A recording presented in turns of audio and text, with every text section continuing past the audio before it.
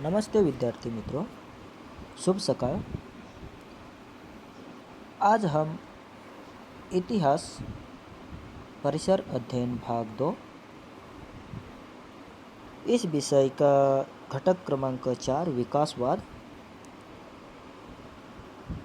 की जानकारी लेंगे। इसमें हम प्रमुखतः 3 मुद्दों पर अध्ययन करने वाले हैं।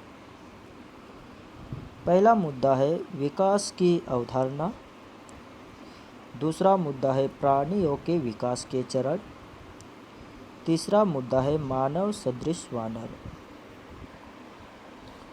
इस घटक में हमने विकास की अवधारणा इस मुद्दे की जो जानकारी है वो पहले तासिका में ली है।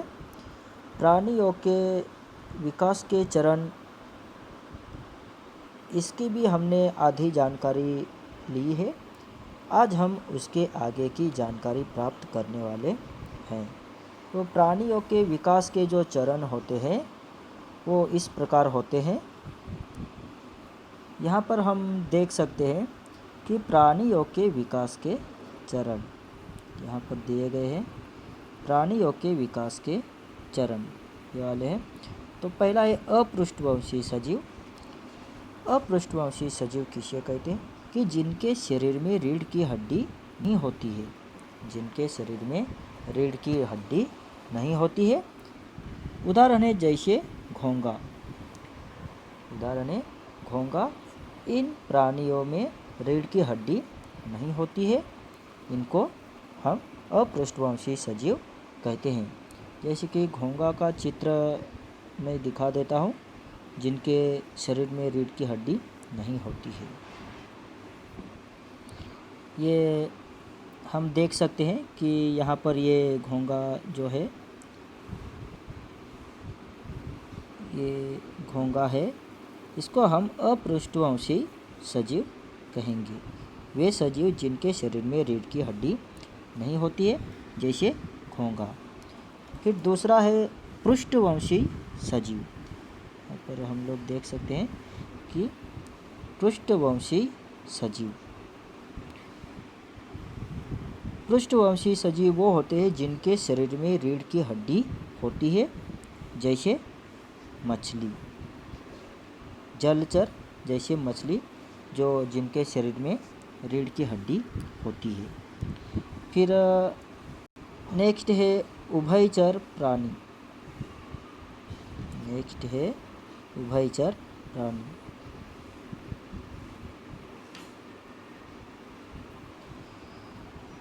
जल में और भूमि पर विचरण करने वाले उभयचर प्राणी किसे कहते हैं? तो जल में और भूमि पर विचरण करने वाले प्राणी होते हैं, उनको उभयचर प्राणी कहते हैं। जैसे मेंढक है, सांप है, ये उभयचर प्राणी है। ये जो है ये ज़मीन पर भी रहते हैं और पानी में भी रह सकते हैं।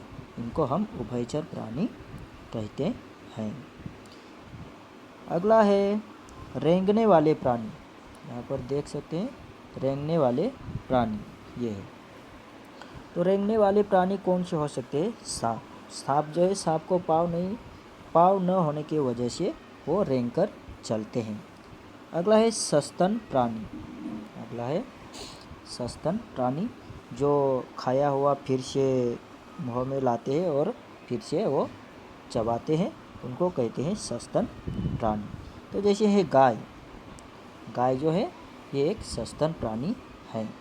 अब हम लोग सस्तन प्राणियों की जानकारी लेंगे। यहाँ पर हम लोग देख सकते हैं कि ये वाला है सस्तन प्राणी। पृष्ठवंशी सजीवों की प्रजाति में सबसे अधिक विकसित चरण सस्तन प्राणी का है। लोग देख सकते हैं। हम लोग देखते हैं सस्तन प्राणियों के बारे में जानकारी। पृष्ठवंशी सजीवों की प्रजाति में सबसे अधिक विकसित चरण सस्तन प्राणी का है। अब पृष्ठवंशी सजीव हम लोग किसे कहते हैं? वो हमने देखा है कि जिनके शरीर में रीढ़ की हड्डी होती है। तो जिनके शरीर में रीढ़ की हड्डी होती है, उन प्रजातियों में सबसे अधिक विकसित चरण उनका होता है।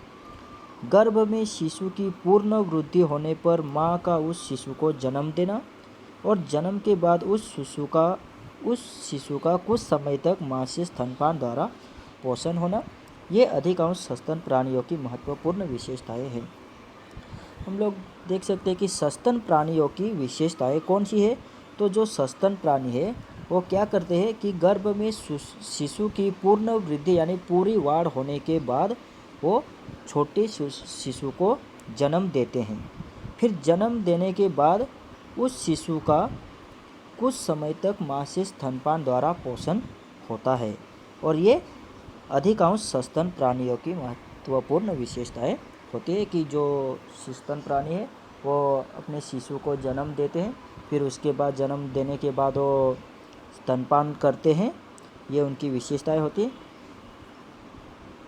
बतख, चोचू, प्लेटिप्स सस्तन प्राणी तथा चिंटी खाऊ प्राणी की कुछ प्रजातियां इसके अपवाद है। देखो यहाँ पर हम लोग देख सकते हैं कि बतख, चोचू सस्तन प्राणी है तथा जो चिंटी खाऊ प्राणी है उनकी कुछ प्रजातियां इसके अपवाद है यानी उसके अलग है। यद्यपि ये प्राणी सस्तन है फिर भी ये अंडे देते हैं। जैसे ऐसे होते हैं कि जो प्राणी ऐसे होते हैं जिनके शरीर में रीढ़ की हड्डी होती है, वो सस्तन प्राणी होने के बाद भी वो शिशु को जन्म न देते हुए अंडे देते हैं। तो ऐसे ये बतख, चोचू और चींटी खाऊ ये जो प्राणी है ये सस्तन होने के बाद भी अंडे देते हैं। अब अगला है मुद्दा क्रमांक 3, मानव सदृश वानर। मानव सदृश वानर किसे कहते हैं? तो जो मानव सदृश वानर होते हैं वो उनको एब बंदर कहते हैं। एब बंदर की जो प्रजातियां पेड़ पर ही रहती थी। देखो हम लोग कहते हैं कि मानव सदृश वानर से तात्पर्य मानव से समानता रखने वाला मानव है। जो मानव से समान दिखने वाला, समानता रखने वाला, इसका अर्थ है। इसी को एब बंदर कहते हैं और जो मानव सदृश वानर है उसी को एब बंदर भी कहते हैं। मानव सदृश वानर प्रजाति का निवास मुख्यतः पेड़ पर ही था। लोग देख सकते हैं कि जो मानव सदृश जो वानर था उसका निवास जो था वो निवास पेड़ पर ही था। जो प्रजातियां पेड़ पर रहती थी उनमें परिवर्तन होने का कोई कारण नहीं था और जो प्रजातियां पेड़ पर रहती थी उनमें परिवर्तन होने का कोई कारण नहीं था, अतः उनका मूल वानर स्वरूप वैसा ही रहा। और उसके बाद क्या हुआ कि उनका जो मूल वानर स्वरूप था वो वैसा ही रहा, परंतु उनकी कुछ प्रजातियों के लिए घास वाले प्रदेश में पेड़ के बदले भूमि पर रहना आवश्यक था। देखो उनकी कुछ ऐसी प्रजातियां थी उनके लिए घास वाले प्रदेश में पेड़ के बदले भूमि पर रहना आवश्यक था। उनमें से कुछ ऐसी प्रजातियां थी कि उनको पेड़ पर रहने से अच्छा घास वाले प्रदेश में और भूमि पर रहना आवश्यक था, जो पेड़ पर रहना नहीं चाहते थे या उनको पसंद नहीं था। ऐसे जो जातियां थी वो घास वाले प्रदेश में और भूमि पर रहना उनको आवश्यक था। वे प्रजातियां विकसित होती गई और जो वही प्रजातियां विकसित होती गई जो भूमि पर और घास वाले प्रदेश में रहते थे, उनमें विकास होता गया। उनमें क्रमशः विकसित होते होते मानव की प्रजाति अस्तित्व में आई और जो प्रजातियां घास वाले प्रदेश में या भूमि पर रहने लगी उनमें धीरे धीरे विकास होता गया और उनमें से ही मानव की प्रजाति अस्तित्व में आई। यह सबसे पहले अफ्रीका महाद्वीप में घटित हुआ और सबसे पहले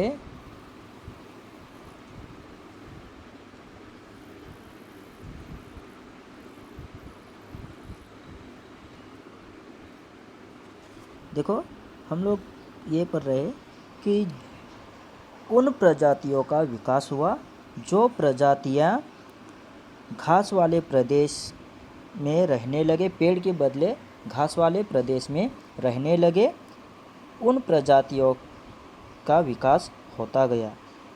उनसे क्रमशः विकसित होते होते मानव की प्रजाति अस्तित्व में आई। यह सबसे पहले अफ्रीका महाद्वीप में घटित हुआ। देखो, सबसे पहले ये जो वानर घास वाले प्रदेश में रहने लगे, उनमें धीरे धीरे विकास होता गया। यह सबसे पहले अफ्रीका के महाद्वीप में घटित हुआ। उसी मानव को हम आदि मानव कहते हैं। उसी मानव को हम आदिवासी मानव कहते हैं। आदि का अर्थ प्रारंभ का होता है। आदि का मतलब आदि मानव यानी पहले का मानव, प्रारंभ का मानव। अगले पाठ में हम मानव की विकास यात्रा का अध्ययन करेंगे, और ये अगले पाठ में हम मानव की विकास यात्रा का अध्ययन करेंगे। तो मानव की उन्नति कैसी हुई, उसमें कुशल मानव, सीधी रीढ़ वाला मानव, शक्ति मानव, बुद्धिमान मानव, उन्नत बुद्धि का आधुनिक मानव, ऐसे कुछ मानव में जो जो विकास होता गया, उनकी जानकारी हम लोग अगले पाठ में लेंगे। तो ये जो हमारा घटक क्रमांक 4 था, ये ख़त्म हुआ है। इस प्रकार से हमने विकास की अवधारणा, प्राणियों के विकास के चरण, मानव सदृश वानर इसकी जानकारी हमने ली है। कुछ हम लोग इसके मुद्दे देखते हैं, और ये हम लोग देख सकते हैं कि मुद्दा नंबर 1 है विकास की अवधारणा, प्राणियों के विकास के चरण, हमने ये देखे अपृष्ठवंशी सजीव। दूसरा है पृष्ठवंशी सजीव, उभयचर प्राणी, ये हमने देखे हैं। फिर अगला है उभयचर प्राणी में जैसे मेंढक आता है। फिर रेंगने वाले प्राणी कौन से हैं, सस्तन प्राणी कौन से हैं। फिर उसके बाद सस्तन प्राणियों की माहिती देखी। उसके बाद हमने मानव सदृश वानर, इसकी जानकारी देखी है। इस प्रकार से ये जो हमारा विकास हुआ, ये घटक था, ये घटक समाप्त हो गया है। अगले तासिका में हम इसके प्रश्न उत्तर स्वाध्याय के बारे में जानकारी लेंगे। धन्यवाद।